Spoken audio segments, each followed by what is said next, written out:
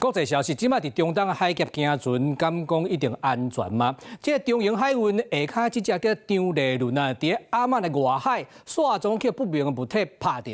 中英表示，無人死亡，無人受傷，船艦嘛已經平安離開啊。不過是誰拍呢？即馬美國的官員認為啊，真有可能啊是伊朗去攻擊中英的船隻。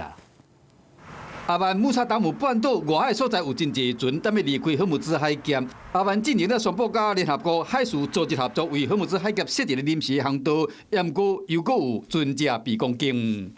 英國海事機構第25通報講，阿曼外海有一台船被不明物體拍到，這台船就是中英海運新加坡公司所屬的張麗倫。中英表示講，船頂無人受傷，船隻已經離開荷姆茲海峽。تنگه وقتی میخواد کنترل بشه که بود مدیریت کنترل برای که مدیریت بشه ما این مدیریت مثلا با قوانین مدیریت این متعلق به کشور ساحلی تنگه است 荷姆茲海峽目前仍然是美國甲伊朗上歹解決的問題之一。伊朗海峽管理當局已經佇社群平台警告講，只要船隻駛佇指定航線以外，就無法度保證伊的安全。共款有問題就是海峽的收費。I know of no country on the planet that supports tolling or a fee for the use of the straits. International waterways do not belong to any nation state.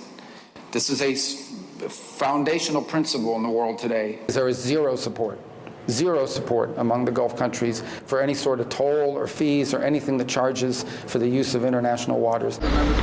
過去這幾天，美國國務卿魯比歐持續重申講，荷姆茲海峽絕對袂當收費。伊昨到巴林會面海灣國家外長以後，更加直接講，海灣無半個國家同意收費。